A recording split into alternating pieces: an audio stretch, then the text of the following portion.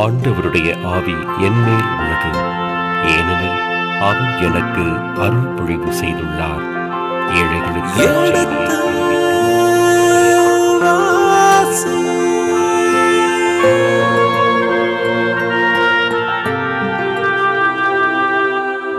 எடுத்து வாசி.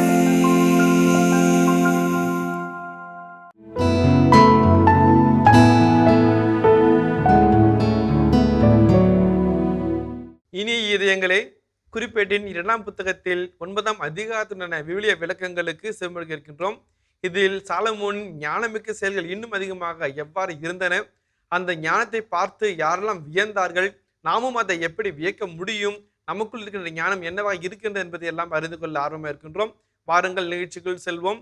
இந்த அதிகாரத்தின் விளக்கங்களை தந்தையிடமிருந்து கேட்டு அறிந்து கொள்வோம்.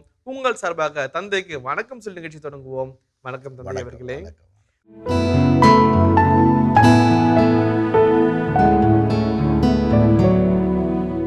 தந்தையவர்களே, இந்த அதிகாரத்தில் நீங்கள் முன்னமே சொல்லியதை போன்று சேபநாட்டு அரசி இங்கே வர இருக்கின்றார், பார்க்க இருக்கின்றார். அவர் சேபநாட்டு அரசி பார்த்து வியந்த அந்த ஞானம் என்னவாக இருக்கின்றது, நமக்குள் ஞானம் என்னவாக இருக்க வேண்டும் என பல கேள்விகள் இருக்கின்றன. உங்களை விளக்கங்களுக்காக காத்திருக்கிறோம் தந்தையவர்களே. ஏறக்குறைய இந்த 9ஆம் அதிகாரத்தின் வழியாக சாலமோனுடைய அந்த பகுதி நிறைவு பெறுகிறது. 31 வசனங்களை கொண்ட இந்த அதிகாரம் மிக அழகான அதிகாரம். சாலமோனுடைய வனப்புமிக்க ஞானத்தினுடைய உச்சக்கட்டத்தை உலகிற்கு வெளிக்காட்டுகின்ற ஒரு அதிகாரமாக அமைகிறது. உதாரணத்துக்கு இந்த 9ஆம் அதிகாரம் 1 அரசர் 10:1-29 தலைப்பு வாசிப்போமே. 1 அரசர் 10:1-29. சேபநாட்டு அரசியின் வருகை, சாலமோனின் செல்வச் சிறப்பு, 11:41-43. சாலமோன் வேற்று தெய்வங்களை வழிபடுதல், ஓகே சாலமோன் எதிரிகள். இந்த பகுதி மிக அழகான ஒரு பகுதியாக இருக்கிறது. சேபா நாட்டு அரசின் வருகை 1 அரசர் 10:1-13 ஒரு பகுதியில் இருக்கிறது. சாலமோனின் செல்வ சிறப்பு நம்ம 10:14-29 பார்க்குறோம். அதுக்கப்புறம் தொடர்ந்து வருகின்ற பகுதியில் சாலமோனுடைய இறப்பை பற்றிய செய்தி, அதுவும் 41-43 அது 1 அரசரில் நம்ம பார்க்குறோம். அது பைபிள்லேயே நம்மளுக்கு குறிப்புகளில் இங்கே கொடுத்துருக்குது. இது முதலாவது செய்தியாக இருக்கிறது. இரண்டாவதாக இந்த பகுதியில் வருகின்ற சேபா நாட்டு அரசி வருவதற்கு முன்பாக சாலமோன் இவ்வளவு செல்வ செழிப்போட, சிறப்போட, அறிவோட, ஞானத்தோட மிகுந்த இன்டர்நேஷ்னல் லெவலில் ஒரு சிறப்பு வாய்ந்த மனிதராக இருக்கிறார்.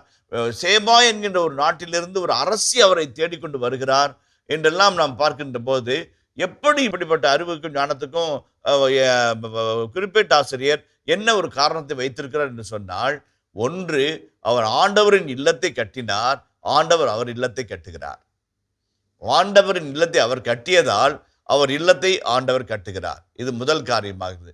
இரண்டாவதாக இன்னொரு மறைமுகமான ஒரு இறையியல் கருத்து என்னவென்றால், தாவீது எப்படி ஆண்டவரை மகிமைப்படுத்தி படுத்தி படுத்தி படுத்தி உயர்ந்தாரோ அதே போல சாலமோனும் ஆண்டவரை மகிமைப்படுத்தி உயர்ந்து போகிறார், அந்த ஞானத்தினாலே உயர்ந்து போகிறார் என்ற ஒரு பேரலல் லைனையும் ஒரு இணையையும் உருவாக்குகிறார் என்று சொல்லுகிறார்கள். இதில் மூன்றாவதாக சேபா நாட்டு அரசி என்ன, சேபா எங்க இருக்குது அப்படின்னு ஒரு கேள்வி கேட்கலாம். அப்ப சேபான்ற ஒரு கேள்விக்கு அந்த கேள்விக்கு ஒரு சின்ன பதில் சொல்றாங்க. இப்ரேய மொழியில ஷின் என்ற ஒரு வார்த்தை இருக்கிறது. அதாவது எஸ்ஹெச் போட்டோம்னாக்க ஷின் என்ற அந்த வார்த்தை வருது, எஸ்ஹெச். அதை அரபிக்கில் சொன்னோம் அப்படின்னோம்னாக்க ஷா அப்படின்னு சொல்லலாம். சேபா இல்லை ஷேபா அப்படின்னு பார்த்தோம் என்றால் இந்த மொழி குறியீடு எங்கிருந்து வருதுனாக்க ஏமன் என்கின்ற நாட்டிலிருந்து வருகிறது என்று குறிப்பிட்டு சொல்கிறார்கள். ஆக இந்த சேபா என்ற நாடு என்பது அந்த காலத்து ஏமனாக இருக்கலாம். இன்றைக்கு ஏமன் நாடு இருக்குது இல்லைங்களா, கல்ஃப் கண்ட்ரீஸில் ஏமன் இருக்குது. அப்போ அங்கிருந்து வருகின்ற அரசியாக இருந்திருக்கலாம் என்று மொழி குறியீட்டின் வழியாக அவங்க டீகோட் பண்ணுறாங்க. அது ஒரு சின்ன செய்தியாக நான் தர விரும்புகிறேன். இந்த அதிகாரத்தின் வழியாக குறிப்பிட்ட ஆசிரியர் என்ன சொல்ல விரும்புகிறார்? சாலமோனின் ஞானம், சாலமோனின் செல்வாக்கு, சாலமோனுடைய இன்டர்நேஷ்னல் ஃபேம், அவருடைய உலகளாவிய பன்னாட்டு பெருமை அவருக்கு சேர்க்கிறதை ஆசிரியர் குறிப்பிட்டு சொல்ல விரும்புகிறார். சாலமோன் என்கிறவர் ஒரு உள்ளாட்சி மன்னனோ அல்லது ஒரு குறுநில மன்னனோ அல்ல. மாபெரிய ஒரு சாம்ராஜ்யத்தினுடைய தலைவராக இருக்கிறார். அவருக்கு உள்நாட்டில் மட்டுமல்ல வெளிநாடுகளின் தொடர்பு இருந்தது. தீர் நாட்டிலிருந்து அரசன் வருகிறான், ஹீராம் நாட்டு அரசன் ஊர்களை கொடுக்கிறான், சேபா நாட்டு அரசி வருகிறாள். இன்டர்நேஷனல் ஃபிகராக மாற்றி காமிக்கிறார். என்னை கேட்டால் பைபிளில் இவ்வளோ ஒரு வெளிநாட்டு தலைவர்கள் அரசர்கள் நண்பர்களாக இருந்த ஒரு கதாபாத்திரம் வேறு யாரும் இருந்திருக்க முடியாது. அபிரகாமை மெல்கிசேதேக்கு ஆசீர்வதிக்கிறார். அவர் ஒருவர் மட்டும்தான். மற்றபடி அந்த அளவுக்கு சிறப்பு வாய்ந்த மனிதராக இவளையும் வேற யாரையும் காட்டுவது கிடையாது. இந்த குறிப்புகளோடு இந்த அதிகாரத்தை நாம் கடந்து செல்வோம். முதலாவது வசனம். சேபாவின் அரசி சாலமோனின் புகழை பற்றி கேள்விப்பட்டு கடினமான வினாக்களால் அவரை சோதிக்க எருசலேமுக்கு வந்தார். பெரும் பரிவாரத்தோடும் நறுமண பொருள்கள், மிகுதியான பொன், விலையுயர்ந்த கற்கள் ஆகியவற்றை சுமந்த ஒட்டகங்களோடும் அவர் வந்து சாலமோனை கண்டு தம் மனதில் இருந்த எல்லாவற்றையும் அவரிடம் கூறினார். சாலமோன் அவருடைய எல்லா வினாக்களுக்கும் விடையளித்தார். அவரால் விடுவிக்க இயலாத புதிர் ஒன்றுமே இல்லை. சேபாவின் அரசி சாலமோனின் ஞானத்தையும் அவர் கட்டியிருந்த அரண்மனையையும் கண்டார். அத்துடன் அவரது பந்தி உணவுகளையும் அவருடைய அலுவலர்களின் இருக்கைகளையும் அவர்களது பணியின் ஒழுங்குமுறையையும் அவருடைய சீருடைகளையும் அவருடைய பானம் பரிமாறுவர்களையும் அவருடைய சீருடைகளையும் ஆண்டவர் இல்லத்தில் அவர் செலுத்திய எரிபலிகள் ஆகியவற்றையும் கண்டபோது அவர் பேச்சற்று போனார். ரொம்ப அருமையான வசனம். அந்த நிகழ்ச்சியை விவிலிய ஆசிரியர் எபிரேயர்களுக்கே ஒரு தனி நடைன்னா அப்படியே உயிரோட்டமுள்ள முறையில் விவரித்து பேசுகிறது. பேச்சற்று போனார். இப்போ தமிழில் நம்ம சொல்ல முடியல. அப்போ இங்கிலீஷ் என்னன்னாக்க she has no breath, she has no breath அப்படின்ற மாதிரி, உயிரே இல்லை, அப்படியே செத்து போன மாதிரி ஆயிட்டா, அவ்வளோ அசந்து போயிட்டா அப்படின்னு சொல்கிறோன்னு அதுதான் சொல்கிறாரு. பேச்சற்று போனார் என்று அருமையாக மொழிபெயர்த்திருக்கிறார்கள். அருமையான ஒரு மொழிபெயர்ப்பு. she has no breath in her இதுதான் ஆங்கில மொழிபெயர்ப்பாக இருக்கிறது. எபிரேய மொழியில் ஆவி இல்லை அப்படின்னு சொல்லி எபிரேய மொழிபெயர்ப்பு சொல்கிறது. அந்த வகையில் பார்க்கின்ற பொழுது இப்போ 3 காரியங்கள் 4 வசனங்கள் நம்ம பார்க்கலாம். ஒன்று நறுமண பொருட்கள், மிகுதியான பொன், விலையுயர்ந்த கற்கள் ஆகியவற்றை சுமந்த ஒட்டகங்களோடு சாலமோனை சந்திக்கிறாரு. இப்போ பாருங்களேன், நறுமண பொருட்கள், பெரும் பரிவாரத்தோடும் விலையுயர்ந்த ஒட்டகங்கள். இப்போ உதாரணத்துக்கு 60ஆம் அதிகாரம் ஏசாயா 60ஆம் அதிகாரம் 6ஆம் வசனத்தை வாசிப்போமே. ஒட்டகங்களின் பெருந்திரள் உன்னை நிரப்பும், மிதியான், ஏப்பா ஆகியவற்றின் இளம் ஒட்டகங்களும் வந்து சேரும். சேபா நாட்டினர் யாவரும் பொன்னும் நறுமண பொருளும் ஏந்தி வருவர். அவர்கள் ஆண்டவரின் புகழை பறைசாற்றுவார்கள். பாருங்க எவ்வளோ அழகா அப்படி அச்சு வார்த்த மாதிரி இந்த அம்மா பண்ண செயலை ஏசியா அழகாக பின்னுரைக்கிறார். 66 எரேமியா 6:20 சேபா நாட்டு பொன்னும் நறுமண பொருட்களும். இந்த நறுமண பொருட்களும் பொண்ணு என்பது அரசருக்கே கொடுக்கக்கூடிய காணிக்கைகள். எங்கே பார்க்குறோம்? குழந்தை இயேசுக்கு பொன், நறுமண பொருள், வெள்ளை போலம், தூபத்தை கொண்டு கொடுக்குறாங்க.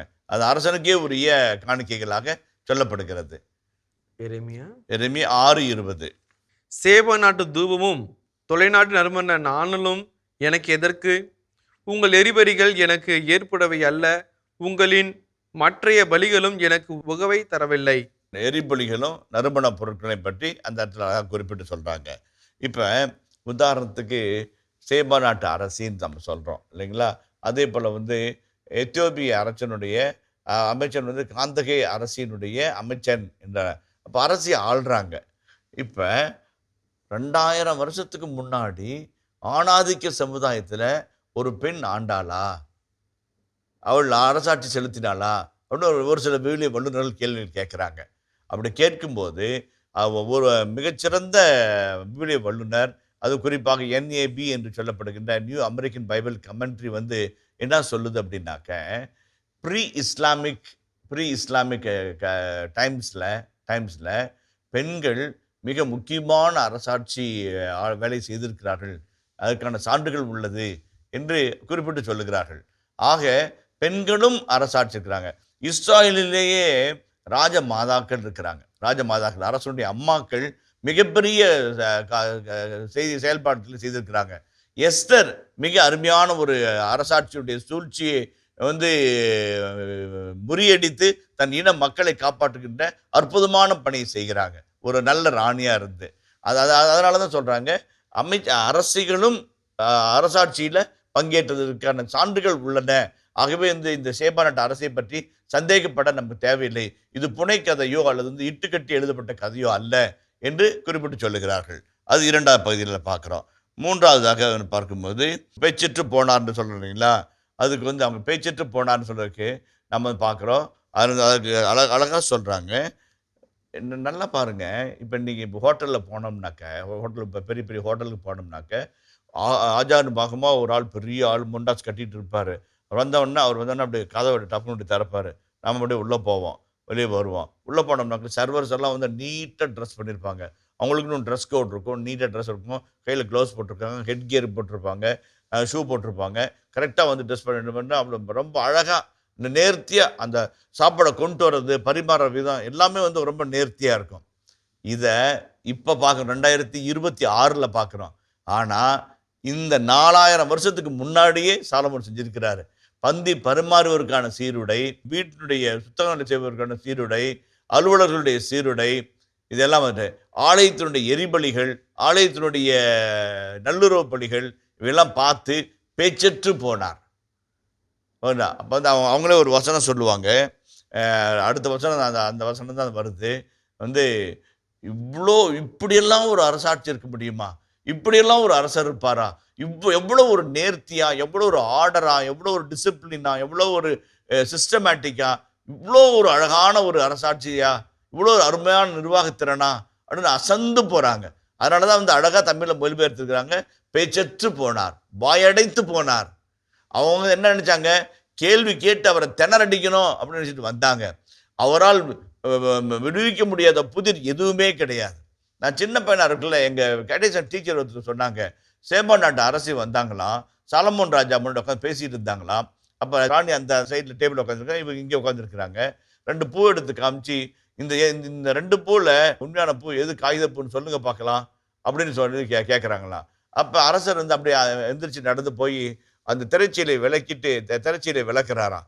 தோட்டத்துலேருந்து வண்டு வருதான், கரெக்டாக பூவில் உட்காரக்குள்ள, இது காகித பூ, இது உண்மையான பூன்னு சொன்னாராம். அப்போ அந்த அரசிக்கு சாலமோன்ராஜனுடைய ஞானத்துக்கு டீச்சர் உதாரணமாக சொல்லுவாங்க. எனக்கு எதுக்காக சொல்கிறேன் அப்படின்னாக்க, அந்த அவ்வளோ நேர்த்தி, ஞானம், அறிவு, நிர்வாக திறன், செழுமை, வளமை, இதெல்லாம் பார்த்துட்டு அந்த மூச்சு பேச்சு இல்லாமல் ஆயிட்டாங்க என்று விவிலியம் சொல்லுகிறது. அதுக்கு அடுத்த வசனம் பாருங்களேன், 5ஆம் வசனம் பாருங்களேன். அவர் அரசரை நோக்கி, உம்முடைய செயல்களையும் ஞானத்தையும் பற்றி எனது நாட்டில் நான் கேள்விப்பட்டது உண்மையே. நான் இங்கு அவற்றை நேரில் காணும் வரை அவர்கள் சொன்னதை நான் நம்பவில்லை. மிகுந்த ஞானம் பற்றி அவர்கள் பாதி கூட எனக்கு கூறவில்லை என உணர்கிறேன். உண்மையில் நான் கேள்விப்பட்டதை விஞ்சிவிட்டீர். மனைவியர் பேறு பெற்றோர், எப்பொழுதும் முன் நின்று உமது ஞானத்தை கேட்கிற அலுவலரும் பேறு பெற்றோர்.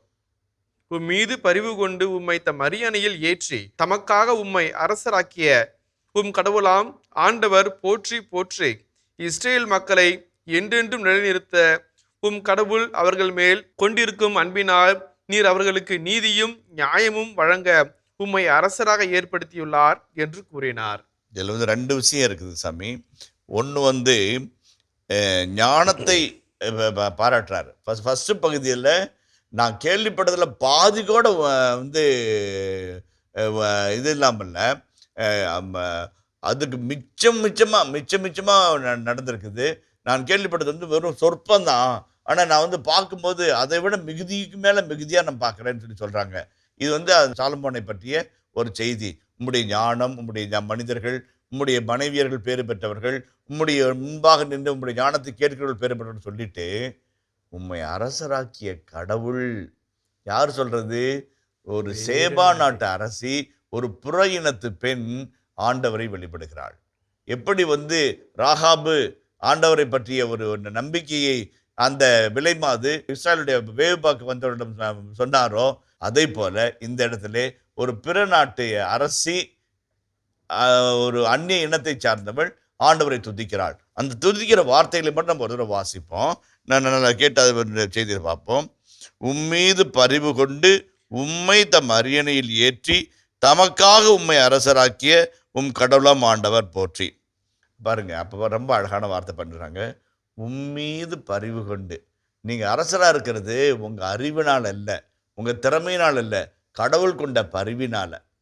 அந்த ஜெபத்தில் ஒரு எவ்வளோ அழகான ஒரு செய்தி அடக்கி இருக்கு பாருங்க. எவ்வளோ ஞானம், அதில் பாதி கூட நான் கேள்விப்படல அப்படின்லாம் சொன்ன அந்த பொண்ணு என்ன சொல்லுது? உம்மீது பரிவு கொண்டு உம்மை அரசராக்கிய ஆண்டவர் போற்றி. ஃபர்ஸ்ட் பாயிண்ட், ரொம்ப அழகான பாயிண்ட்டு. ரெண்டாவது, இஸ்ராயேல் மக்களை என்றென்றும் நிலைநிறுத்த உம் கடவுள் அவர்கள் மேல் கொண்டிருக்கும் அன்பினால். இஸ்ராயேல் மக்களை என்றென்றும் நிலைநிறுத்த அவர்களுக்கு தேவையான நீதியையும் நியாயத்தையும் வழங்க கடவுள் உங்களுக்கு அருள்வாராக. ஞானத்தினுடைய அருமையான ஒரு இது என்னக்க, நீர் அவர்களுக்கு நீதியையும் நியாயத்தையும் வழங்க உண்மை அரசராக ஏற்படுத்தினார். அந்த அம்மா அழகா சொல்றாங்க. வெளிநாட்டிலேருந்து வந்த அந்த அம்மா சாலமோனுடைய ஞானத்தையும் அறிவையும் ஒழுங்கையும் பராக்கிரமத்தையும் பார்த்துட்டு அவங்க சொல்றாங்க, கடவுள் தான் உன்னை ஏற்படுத்தினாரு.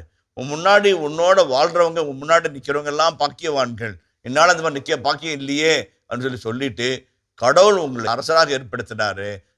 கடவுள் மக்கள் மேலே கொண்ட அன்பினால் உன்னை ஏற்படுத்தினாரு. நீங்கள் நீதி நியாயத்தை நிலைநாட்டுங்க. அதான் முடிஞ்சு போச்சு. அதான் அவ்வளோதான் முடிஞ்சு போச்சு. அதை விட பெரிய வாழ்த்தொடி சொல்லவே தேவையில்லை. மிக அழகாய் சொல்லி அந்த இடத்தை விட்டார். அதுக்கப்புறம் பாருங்களேன், 9ஆம் வசனத்தை வாசிப்போமே. பின்பு அவர் அரசருக்கு ஏறத்தாழ 4800 கிலோகிராம் பொன், மிகுதியான நறுமண பொருள்கள், விலையுயர்ந்த கற்கள் ஆகியவற்றை அளித்தார். சேபாவின் அரசர் சாலமோனுக்கு அளித்த நறுமண பொருட்களை போன்று பிறகு என்றுமே அவருக்கு கிடைக்கவில்லை.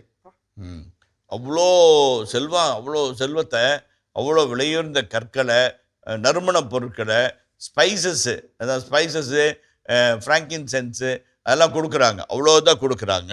12ஆம் வசனத்தை வாசிங்களேன். அரசர் சாலமோன் சேபாவின் அரசி விரும்பி கேட்டவை எல்லாவற்றையும் அவருக்கு கொடுத்தார். அவர் அரசருக்கு கொண்டு வந்தவை விட அரசர் அவருக்கு மிகுதியாகவே அளித்தார். பின்பு அரசி தம் அலுவருடன் தமது நாட்டுக்கு திரும்பி சென்றார். அதாவது சேவா விரும்பி கேட்ட எல்லாவற்றையும் கொடுத்தார். அந்த அம்மா கொடுத்ததை விட மிச்சமாக கொடுத்தார். அவர் மகிழ்ச்சியோடு அவர் திரும்பி செல்கிறார். இதில் ஒரு இடை செருகலாக 10, 11 ஆகிய வசனங்களில் ஒரு புது செய்தியை நம்ம பார்க்குறோம். அதை நம்ம வாசிடுவோம். ஈராமின் பணியாளரும் சாலமோனின் பணியாளரும் ஓபீரிலிருந்து பொன்னை கொண்டு வந்திருந்தனர். அவர்கள் நறுமண மரங்களையும் விலையுயர்ந்த கற்களையும் கூட கொண்டு வந்தனர். அரசர் அந்த நறுமண மரங்களால் ஆண்டு இல்லத்திற்கும் அரச அரண்மனைக்கும் படிக்கட்டுகளையும் பாடல்களுக்கு சுரமண்டலம், தம்புரு ஆகிய இசைக்கருவிகளையும் செய்தார். இத்தகையவற்றை அதற்கு முன் யூதா நாட்டில் எவருமே கண்டதில்லை. அந்த நறுமண மரங்கள், விலையுயர்ந்த நறுமண மரங்கள் அவ்வளோ காஸ்ட்லி, அவ்வளோ ரேர் பொருட்கள். அவைகளினால் சுரமண்டலம், அது தம்புரு என்ற காரியங்களை செய்து ஆலயத்தில் இசைக்கு பயன்படுத்தினார். அதே போலவே அரச ஆண்டுடைய இல்லத்திற்கும் அரண்மனைக்கும் படிக்கட்டுகளையும் செய்ய வைக்கிறார். அப்போ சேபா நாட்டு அரசு இன்டர்நேஷ்னல், அதே போல் ஈராமினுடைய பணியாளர்கள் இன்டர்நேஷ்னல்.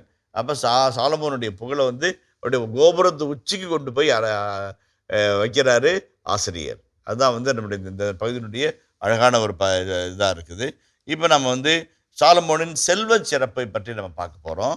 சாலமோனுக்கு ஆண்டுதோறும் வந்த பொன்னின் நிறை 26,640 கிலோகிராம். இத்துடன் வியாபாரிகளும் வணிகர்களும் கொண்டு வந்ததை தவிர அரபு நாட்டு அரசர்கள் அனைவரும் உள்நாட்டின் ஆளுநர்களும் சாலமோனுக்கு பொன்னும் வெள்ளியும் கொண்டு வந்தார்கள். சாலமோன் அரசர் பொன் தகட்டால் 200 பெரிய கேடயங்களை செய்தார். ஒவ்வொரு கேடயத்திற்கும் 7 கிலோகிராம் பொன் பயன்படுத்தப்பட்டது. அதே போன்று அவர் 300 சிறிய கேடயங்களை பொற்தகட்டால் செய்தார். ஒவ்வொரு கேடயத்திற்கும் 3.5 கிலோகிராம் பொன் பயன்படுத்தப்பட்டது. அரசர் இவற்றை லெபனோன் வனம் என்ற அரச மாளிகையில் வைத்தார். பின்பு அரசர் தந்தத்தால் பெரியதோர் அரியணை செய்து அதனை பசும்பொன்னால் வேய்ந்தார்.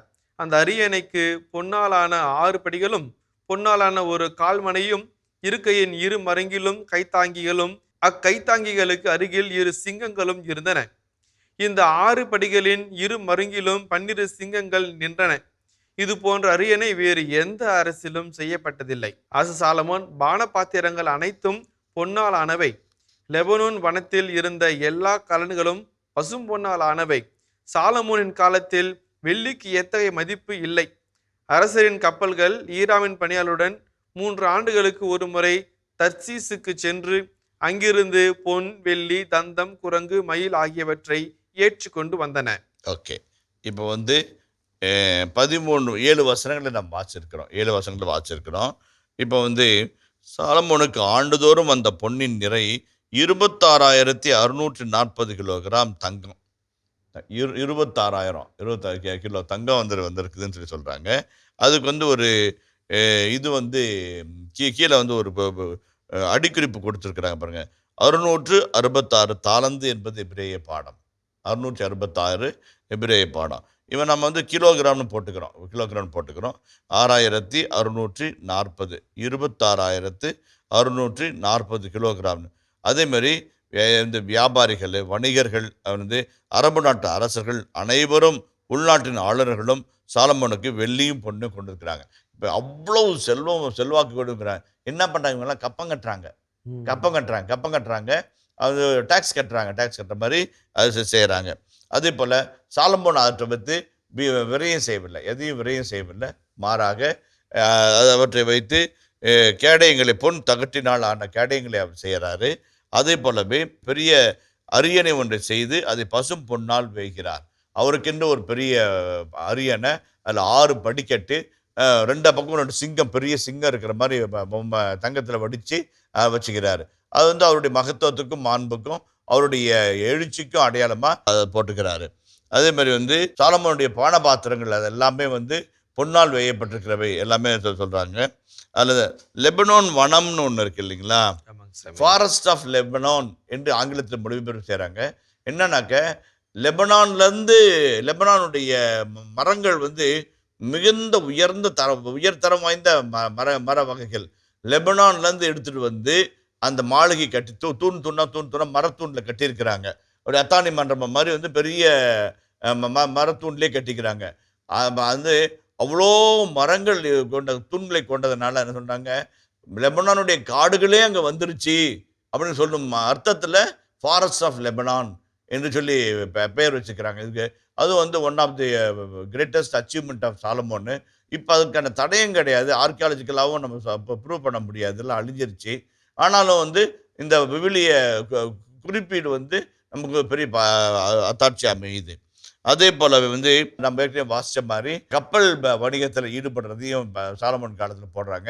எங்கள் சென்ட் பீட்டர் செமினரியில் பைபிள் மியூசியத்தில் ஒரு சின்ன ஸ்டால் கியூபிக்கலில் சாலமோன் காலத்து கப்பல் என்று சொல்லி ஒரு கப்பலை செய்து, அந்த கப்பல் எப்படி இருந்திருக்கும், அந்த கப்பல் எப்படி வணிகம் செய்வாங்க, 3 ஆண்டுகளுக்கு எப்படி போகிறதுக்கு வர்றதுல எப்படி இருக்குன்னு சொல்லிட்டு ஒரு சின்ன மியூசியத்தில், எக்ஸிபிஷனில் மியூசியத்தில் அதை வச்சுருக்கிறாங்க. எனக்கு இன்னும் ஞாபகம் இருக்குது. இன்னும் அவரை பார்த்தோம்னாக்க இந்த வசனம் ஞாபகத்துக்கு வரும். நம்ம அந்த கப்பலை பார்க்கும்போதெல்லாம் எத்தனையோ பேருக்கு விளக்கி சொல்லிட்டு இருந்திருப்போம்.